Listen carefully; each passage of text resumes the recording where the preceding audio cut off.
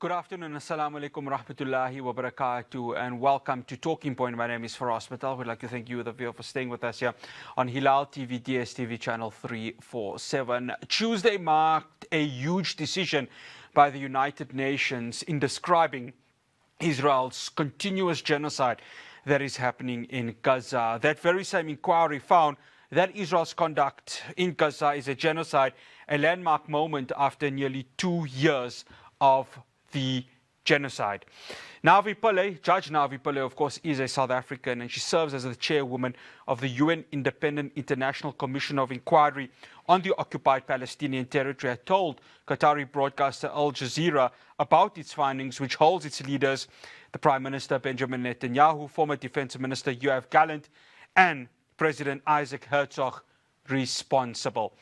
My guest today is no stranger when it comes to breaking down and research of genocide. He has written many books, but two of them, of course, discussing genocide, the anatomy of a genocide, the life and death of a town called Bukash, and also genocide, the Holocaust, and Israel-Palestine. Joining me from Boston, Massachusetts, I'd like to welcome Dr. Omer Bartov. Dr. Bartov, good day. Thank you so much for joining us here on Talking Point on Hilaal TV.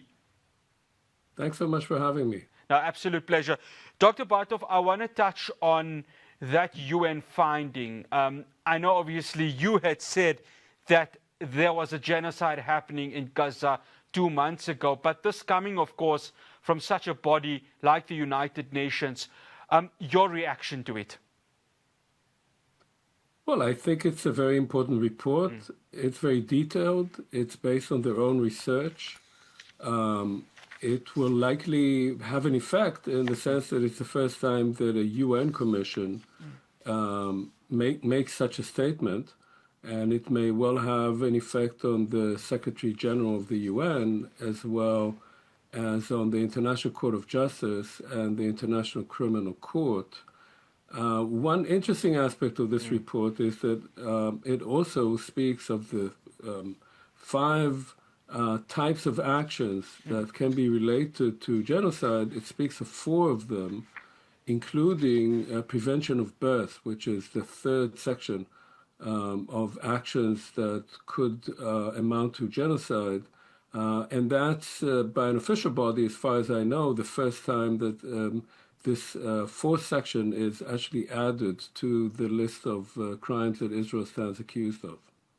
Dr. Bartov, I want to touch on, the inquiry that was found, of course, in Gaza. And it says after 23 months of interviews with victims, witnesses, and doctors, and analysis of open source documents and satellite imagery, the panel concluded that the Israeli authorities and the Israeli security forces have had and continue to have the genocidal intent to destroy in whole, in part, the Palestinians in the Gaza Strip. I want to touch on, of course, just these interviews and how important was it for them to interview these specific individuals in really coming up with this, because for there to be genocidal intent, there has to be, of course, a thorough investigation.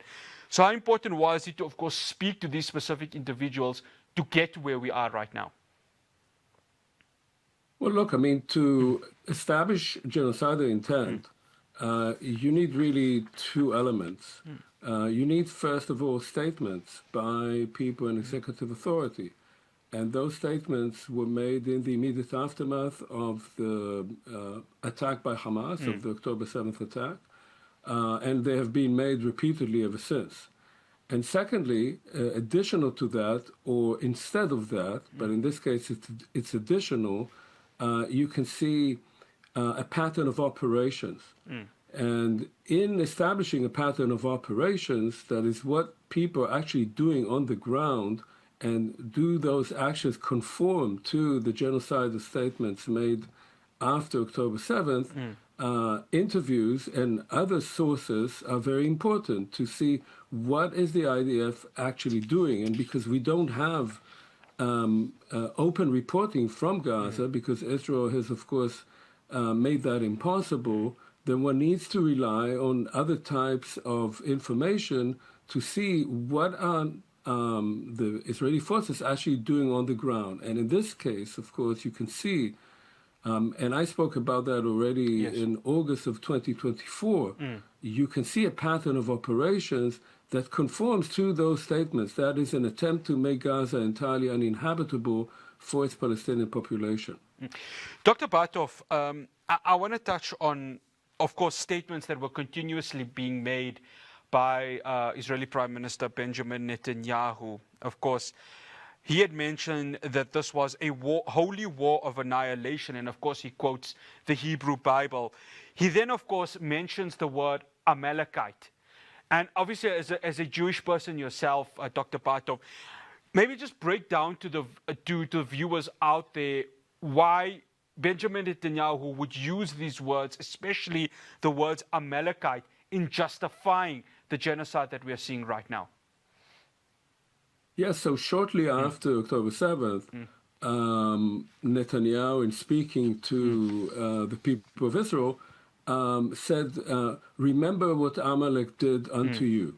And most people in Israel, when you say that to them, they know what it means. What it refers to is a biblical story that the Israelites, as they were making their way from Egypt to Canaan, to the land of Canaan, were attacked by a people called Amalek. And then God ordered them to destroy that people entirely, to destroy the men and women, children and sucklings, cattle and sheep, and so forth. So it's a genocidal order.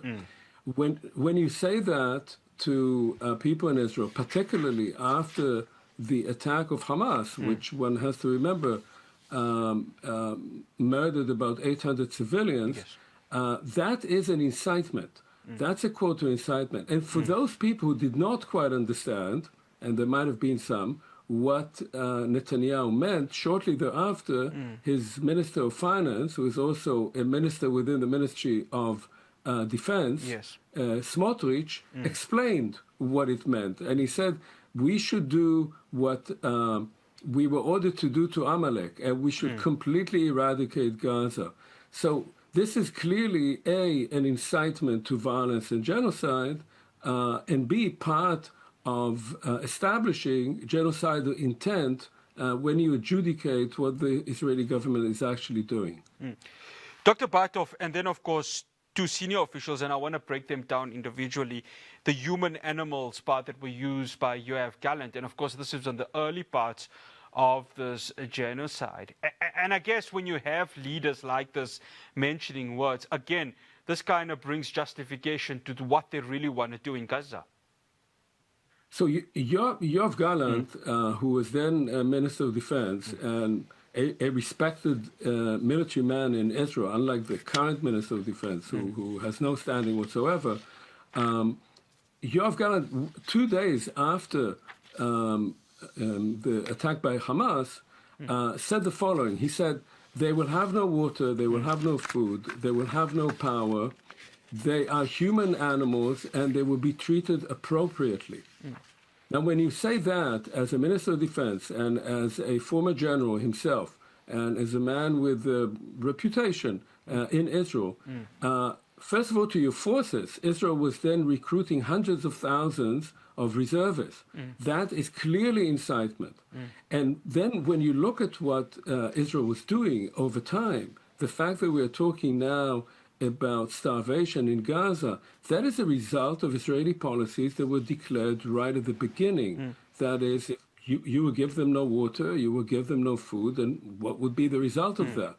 And when you speak about people as human animals or any kind of dehumanizing rhetoric, that also is an indication of a genocidal intent. That is that the people that you're attacking are people who are not on the same level as us. They should not be part of the same sense of human solidarity, and therefore we have no choice, so to speak, but to eliminate them.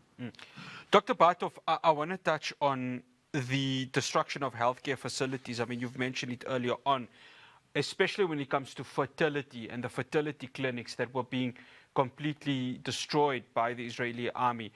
How much or how significant was that evidence or that investigation in really coming up to where we are right now? Because obviously one part of eliminating an entire population is to, of course, attack institutions like hospitals, especially those that house fertility sections. So just want to get your take on that, Dr. Bartov, and why that was also really an important part of the UN's investigation into what we're seeing in Gaza. Right. So to my mind, this is very important. And previously, this section 4 that is preventing births among the group that is being targeted for destruction was usually not referred to. Most people refer to the first 3 sections, which talk about killing members of the group or causing mental or physical harm or creating conditions that would lead to destruction of the group. So not direct killing of the group, but conditions that would bring about its destruction. The case of preventing births means that the group will not have a future, because if you harm the children of the group, or if you make it more difficult to have children, then indirectly what this means is that the group will not be able to propagate. Now, that's what the UN Commission pointed out to, and particularly the fertility clinics which were destroyed. There are other indications. Physicians for Human Rights, which is an NGO in Israel, a few weeks ago also issued a statement about the deliberate destruction by the IDF of the medical infrastructure in the Gaza Strip. And what is important here is that they provided other types of evidence. For instance, that there was a rise of 300% in miscarriages in the Gaza Strip since October 7th. That 20% of children are born prematurely or underweight because of lack of food, and because there are no hospitals, they're much more likely to die. There are large numbers of children that have no families anymore to take care of them. They're the only survivors of their families. And so all of this, and of course the psychological, mental, or physical trauma of what is going on, is likely to have a long-term effect on debilitating the next generation of Palestinians, wherever they are in Gaza, whether they manage to stay there or they are finally removed from the Gaza Strip. After the break, I continue my conversation with Dr. Omer Bartov. We're going to be discussing how he came to a conclusion in terms of what we are seeing right now in Gaza as a genocide. Do stay tuned to Talking Point. I'll have more for you after this break.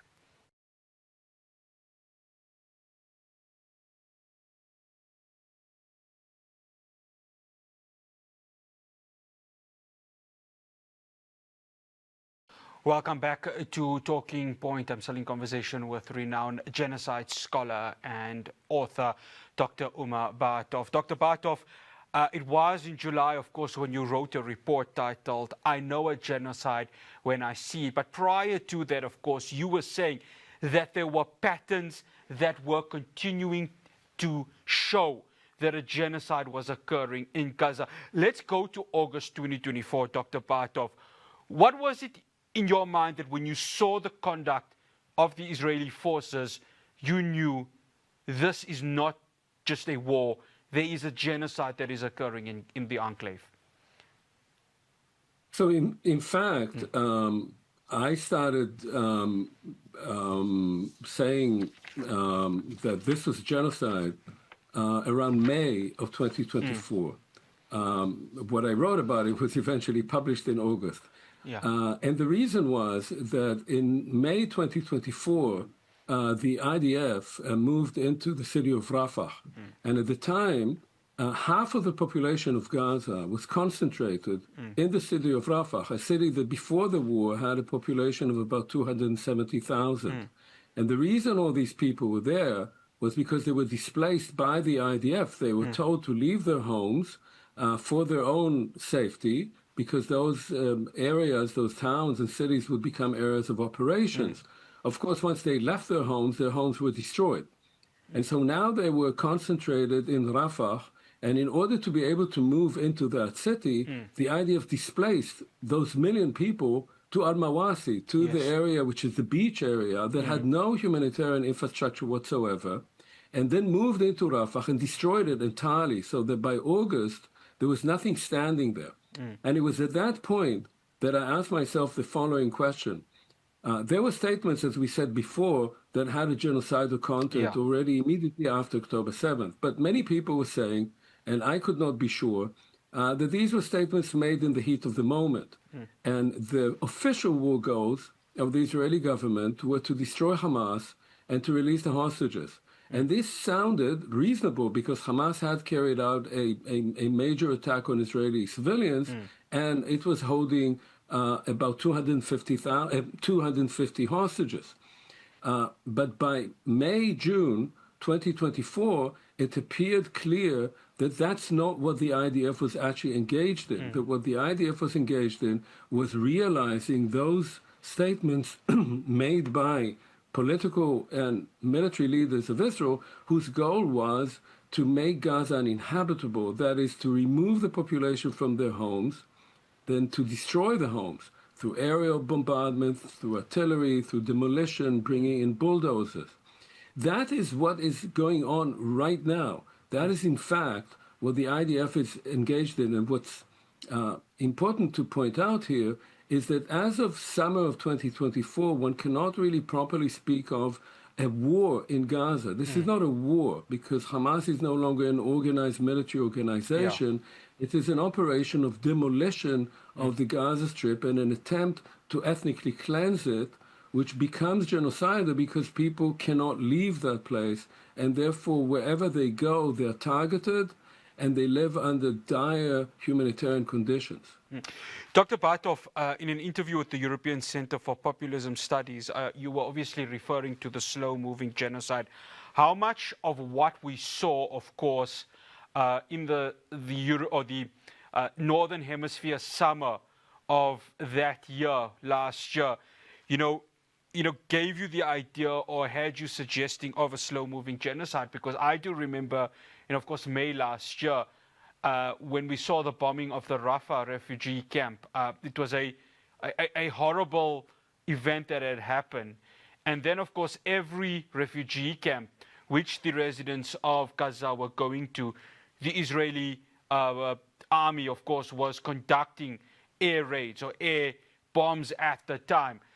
So how much of that slow-moving genocide or that quote that you mentioned really could speak of that very moment at that time? Because every place that was considered a safe zone by the Israeli army was being bombed at that moment.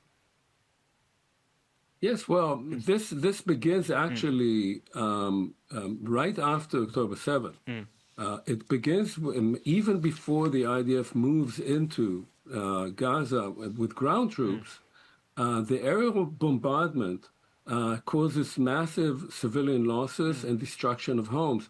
That has to do, by the way, with the change of the parameters of what is allowed, what the Air Force is allowed to do. That is, how many civilians is the Israeli Air Force allowed to kill in order to target militants, Hamas militants. And those parameters were changed right after October 7th to allow much greater destruction of Palestinian homes and, of course, of human beings.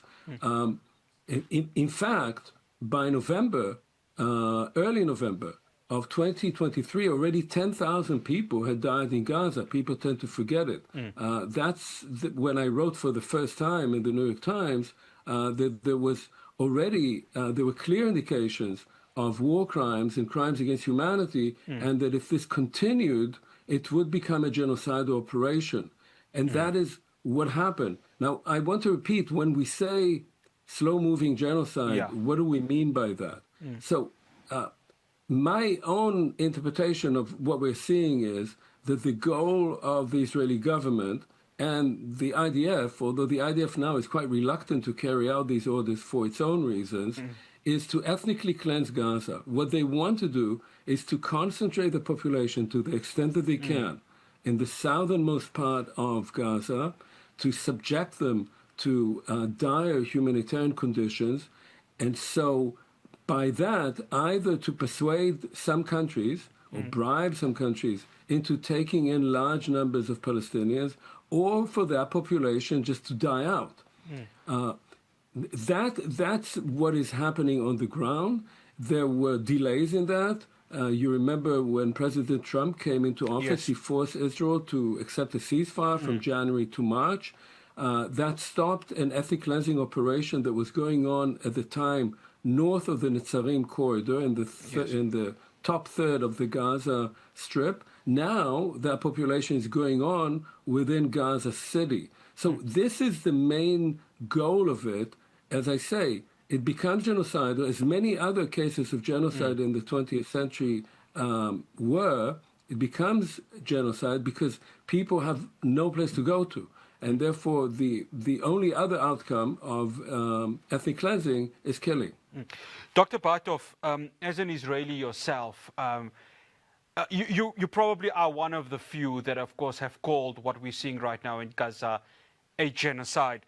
I want to bring in two organizations who, right after you, of course, had made an official statement with regards to it, B'Tselem and Physicians for Human Rights. And I, of course, remember interviewing Sarit Mikhaili, who, of course, is part of B'Tselem. And very similar words that you had mentioned within your report was mentioned in that B'Tselem report. Given that it was coming from Israeli organizations, how much of a larger voice has this been from these human rights organizations, like individuals yourself, to really call out the actions of the Israeli government to what they're doing in Gaza?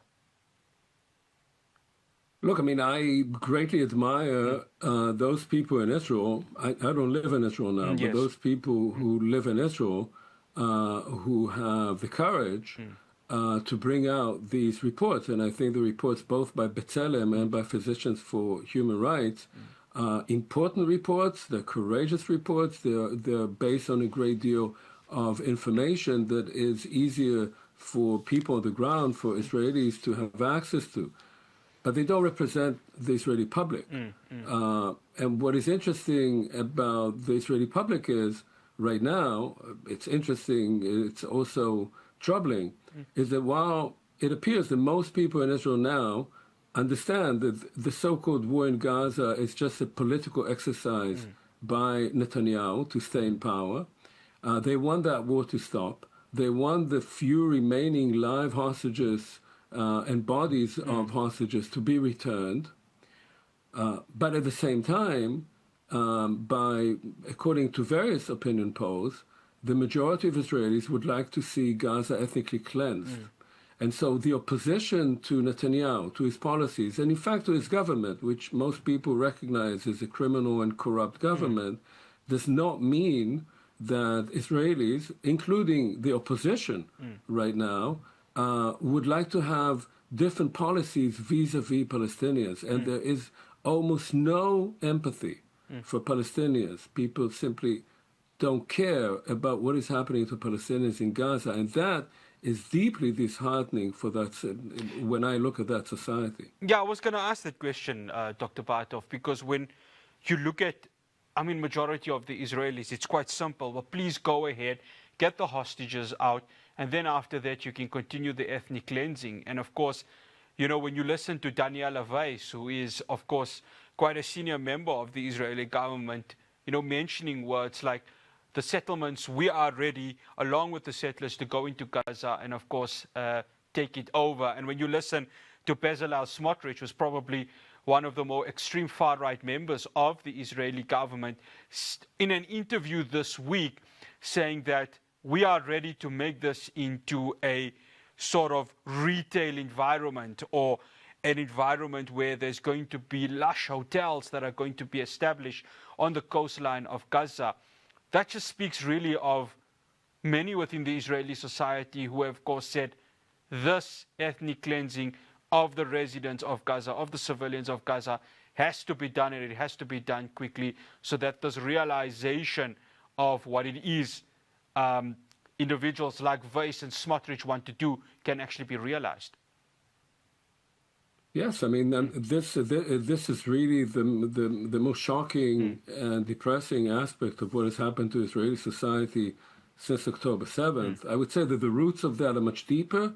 It didn't start on October 7th. There's been a gradual process of dehumanization of Palestinians, which is a consequence of the occupation, which has lasted for most of the existence of the state since 1967. Look, I mean, I'd say also that the most powerful people in the Israeli cabinet are Ben Gvir, who is a Kahani, so he's really a fascist. Smotrich, who is a messianic and part of the settler movement, of the national religious movement, and Netanyahu himself. I assume that their kind of ideology represents maybe 30% of the population. I don't think it represents more. I think the rest of the population is either resigned because it has not been able to provide any clear opposition, it does not have any leadership, and it's also has become indifferent to the fate of Palestinians. My slight optimistic take on this is that if Israel were forced to stop what it's doing, and it can be stopped quite easily, then different forces in Israeli society, and for that matter also in Palestinian society, would arise that would look for another kind of path. But as long as Israel is allowed to continue what it's doing with impunity, and it's allowed to do that by the United States and by its Western allies, then those forces, which are there, cannot come up. And therefore, the majority of the population will remain either indifferent to the fate of Palestinians, or, as people in Israel would say, if Israelis woke up tomorrow morning and were told that the Palestinians have just left, they would not ask any questions how that came about and where did they go. After the break, I'll wrap up my conversation with Dr. Bartov. We're going to be discussing, as we speak right now, mass migration is occurring within the enclave. How does that refer to the Nakba or link to the Nakba of 1948? And just, of course, a few years before that, the Holocaust that many Jews within Europe had suffered at the hands of the brutal Nazi regime. The conversation wraps up after this break.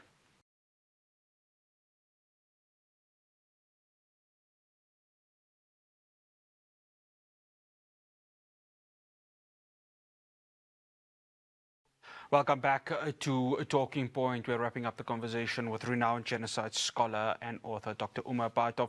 Dr. Bartov, as we see currently in Gaza, the mass migration that is occurring and, of course, the way it's being done, the suffering that the residents of Gaza are going through. I mean, it would be remiss not to look at what had happened in the Holocaust and, of course, moving from the towns in various Europe into the ghettos and then ultimately into those deadly concentration camps. And your book, of course, especially The Life and Death of a Town Called Pukash and, the genocide, the Holocaust in Israel and Palestine, really has linkages to that. And, of course, what happened a few years later to the Nakba, which we saw in 1948. Yes, thank you. Look, I mean, this is a very complicated aspect of what we are seeing now. If we try to look at the roots of that, we have to remember that the State of Israel was established and received at the time in 1948 and 1947, received international support in large part because of the Holocaust, because there was a sense among many nations around the world that the Jews did not have a state to protect them. They did not have any place to flee to, and that it was time for them to have their own state, their own army, their own government, so that such a genocide would not happen again. And interestingly, the State of Israel was established in the same year that the Genocide Convention came into, was adopted by the UN for the same reasons, as an attempt to prevent genocide from ever happening again. The problem here is that the Holocaust, the memory of the Holocaust, started playing a political role within Israel, not in the immediate aftermath of the establishment of the state, but from the 1980s in particular, providing for many Israelis a sense of license that any threat to their state, to their existence, any resistance to the occupation could be seen as an existential threat, and therefore as one that could end up leading to Auschwitz again, could end up leading to a genocide. And therefore, when such threats are identified, whether they're true or not, that Israel has a right to do whatever it takes to protect itself. And that at that point, this entire edifice of international law that was actually created to prevent those things from ever happening does not matter anymore. And Israel has license to do whatever it wants. And in many ways, Israel has managed to persuade publics in Western Europe and in the United States of this logic, that any criticism of Israel is anti-Semitic. And therefore, that any action by Israel cannot be criticized because it is trying to prevent another Auschwitz. And in the wake of October 7th, when immediately the statement was that this was the largest killing of Jews since the Holocaust, and therefore that Hamas are Nazis, once you use this kind of language, it in a sense gives you license to do whatever it takes. And what does it mean, whatever it takes? To eradicate the enemy and feel that you are the victim, that you are acting in self-defense, even as you're eradicating another people. Dr. Bartov, there's something interesting that you've mentioned, of course, the Genocide Convention, and of course Israel getting away with so much. In January last year, of course, when the ICJ gave its recommendations or its ruling that there was, of course, a prima facie case of a genocide. And of course, a few months after that, the very same International Court of Justice had mentioned that Israel's conduct within the occupied Palestinian territory amounts to apartheid. And of course, they need to go ahead and remove themselves on occupied Palestinian land. So far, none of that has, of course, come to fruition. We saw Benjamin Netanyahu visiting Hungary, and Viktor Orban, its president, said, well, we're not going to go ahead and arrest Benjamin Netanyahu. In terms of the respect for international law, in terms of the respect of this Genocide Convention, where are we in that, Dr. Bartov? Because the same thing can, of course, be mentioned when it comes to Vladimir Putin. He visited Mongolia a few years ago, or well, just last year, and nothing happened there. So are we in a scary place right now where ICC arrest warrants for leaders are not being respected? And of course, I must add, Omar al-Bashir, who visited South Africa, our shores, had ICC arrest warrant to his name. South African government did nothing. So I just want to get your take on that, Dr. Bartov. Yes, we are. I mean, this is a very perilous moment. As I said, this entire edifice of international law was put into place after World War II to prevent, first of all, genocides as the Holocaust, but also to prevent a system that existed before World War II, whereby large countries, powerful countries, could get away with whatever they wanted by agreeing with each other, such as we see now if President Trump meets President Putin and they can discuss what they are going to do with Ukraine, right? So this is not an international agreement, but agreements between great powers. That's the kind of world that President Trump actually wants to recreate. So it is very dangerous. And within that, the case of Israel is even more troubling than the case of Russia or Sudan. And the reason for that is that Israel is being supported precisely by those countries that present themselves as having been those that put together this regime of international law and that are the main protectors of international law and human rights around the world. And they're not only not stopping Israel, which they can, they're supporting it. That is, you mentioned the rulings by the ICJ. Who can enforce the ruling by the ICJ? It's the Security Council. Yeah. The Security Council can say to Israel, you're not paying attention to our provisional measures that we issued, not least about a lack of food in Gaza, humanitarian assistance in Gaza. And if you do not pay attention, there will be economic sanctions, there will be a military embargo. But the U.S. vetoes it. And therefore, not only is it supporting Israel with arms in vast amounts, it's also enabling Israel to have a carte blanche vis-a-vis these international institutions. Now, whether Netanyahu would be able to travel to Germany or to France or to Britain without getting arrested, I think he won't take the risk to do that. So in the long run, there is some effect on that, but there is no immediate effect on Israeli conduct. Dr. Bartov, I want you to get your take on South Africa's case that was, of course, brought to the International Court of Justice. There was worldwide praise for the way South Africa conducted itself in its presentation. As a genocide scholar, how convincing did you see South Africa's case when it, of course, was delivered in the middle of January last year? Well, I thought it was very important.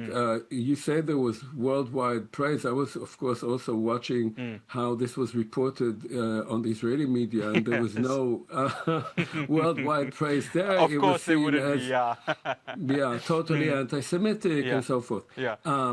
But I would say that the case was presented very well.